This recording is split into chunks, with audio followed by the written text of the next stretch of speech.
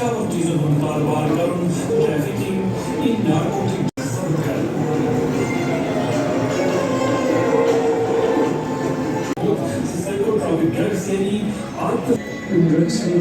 زندگی تبا خدایشان شعر ولی زندگی تبا इसलिए जो अपील कर रहा हूं मैसेज दिवाने में मौजूद Srinagar cultural wing of director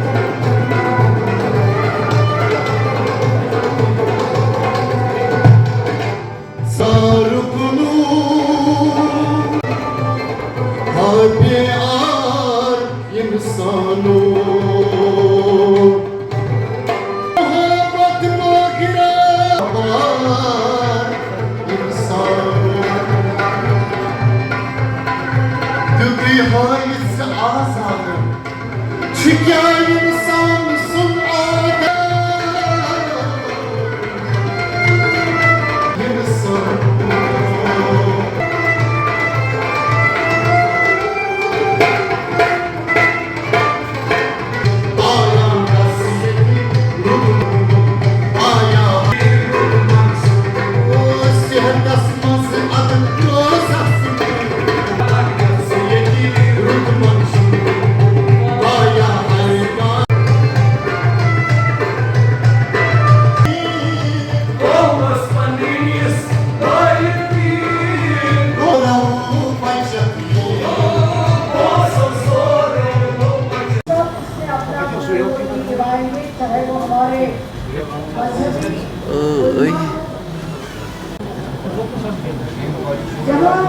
हम कानून की बात करें हमारे पास बहुत सारे कानून हैं, बहुत सारे आज का जो फंक्शन यहाँ पे रखा गया है इसका मकसद यही था जो इसका नाम था टॉपिक का वो ड्रग फ्री कश्मीर बल्कि ड्रग फ्री जम्मू कश्मीर की अगर हम बात करें वो ज़्यादा बेहतर रहेगा।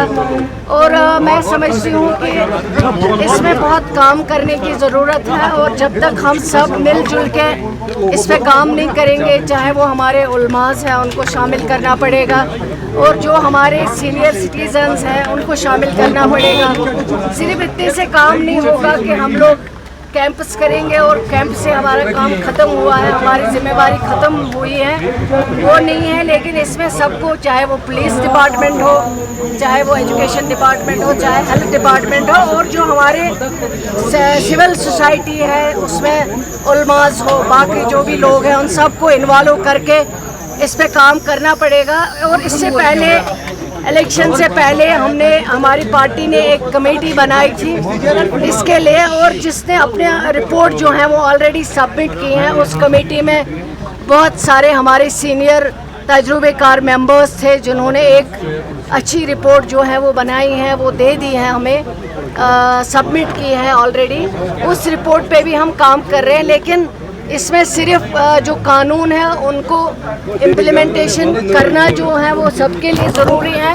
और कानून तो है ही है हमारे पास, क्या क्या सज़ा दे सकते हैं, क्या किस किस को कैसे पकड़ सकते हैं वो तो है, लेकिन उसके अलावा लोगों को इसमें काम करना पड़ेगा सबको, चाहे वो मीडिया के भाई हों, चाहे वो हमारे उल्मा हो, चाहे वो हमारे सिटीजन्स हो, उन सब को मिलजुल के इस बिदअत को ख़त्म करना पड़ेगा।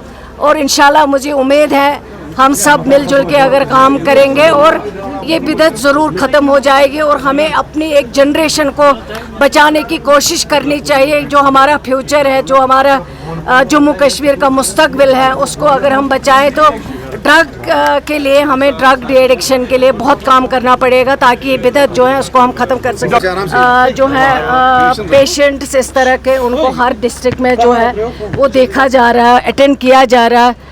और इसके अलावा यहाँ पे जो SMHS और दूसरा जो हमारे यहाँ हॉस्पिटल है वहाँ पे उनका केयर किया जा रहा है। लेकिन मैं समझती हूँ ये तो काम है, ये तो सरकार कर रही है, लेकिन इस बिदअत को ख़त्म कैसे करना है वहाँ तक हमें पहुँचना है। जब हम वहाँ तक पहुँचेंगे तो मैं समझती हूँ कि हमारा सबसे बड़ा कंट्रीब्यूशन, वो सकीना ये तो अकेली नहीं कर सकती है, सरकार अकेली नहीं कर सकती है, वो हम सबको मिलजुल के इकट्ठे करना पड़ेगा।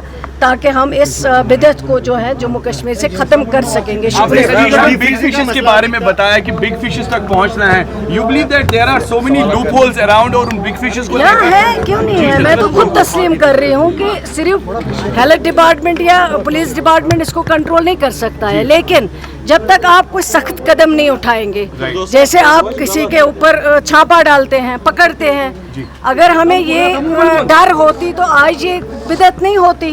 अगर हम इसके रूट्स तक पहुंच गए होते ये पकड़ दकड़ की वजह से, लेकिन नहीं पहुंचे। जिन लोगों को पकड़ना होता है वो लोग नहीं पकड़े जा रहे हैं, और हम छोटे छोटे लोगों को गिरफ्तार करके प्रेस कटिंग बना रहे हैं, इंफॉर्मेशन में खबरें ला रहे हैं कि आज हमने ये किया है।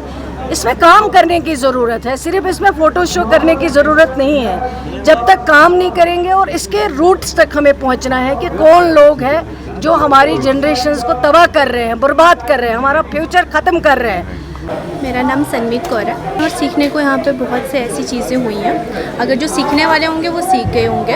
ऑब्वियसली इसमें drug abuse, drug free Kashmir के रिलेटेड इवेंट सेमिनार हुआ है एक दिन का, तो इसमें यही सिखाया गया है। जितना भी यहाँ पे अभी इस टाइम स्टूडेंट्स आए हैं, जितने भी यहाँ पे इस टाइम चीफ गेस्ट आए हैं, उन लोगों को यही सिखाया जा रहा है कि कश्मीर को एक इन ड्रग्स और इन सब चीज़ों से दूर कीजिए, कि आज की यूथ या फिर आगे वाली आने वाली यूथ है वो इन चीज़ों के बीच में नहा रहे। इसको अगर कश्मीर से बिल्कुल ही हटा दिया जाएगा तो वो बहुत अच्छी चीज़ होगी कि आगे वाले बच्चे ये चीज़ ना सीख पाएँ और इस चीज़ में ना पड़े, क्योंकि हम जितनी अच्छी बच्चों को तरबियत देंगे उतना ही हमारे जम्मू कश्मीर के लिए अच्छा होगा। जम्मू कश्मीर के बहुत से ऐसे कॉलेजेस हैं जहाँ पे ये चीज़ें हो रही हैं, और बहुत बार इसमें कॉलेज के प्रिंसिपल्स, बहुत सारे टीचर्स बार बार इस चीज़ के लिए अवेयर करते हैं कि इन चीज़ों से दूर रहो, लेकिन बच्चे आजकल नहीं मान रहे। मुझे लगता है ऐसे सेमिनार्स अगर और होंगे तो शायद थोड़ा बहुत यूथ पे अच्छा हो जाए।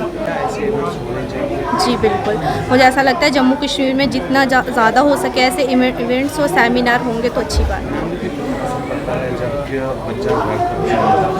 सर सुनाई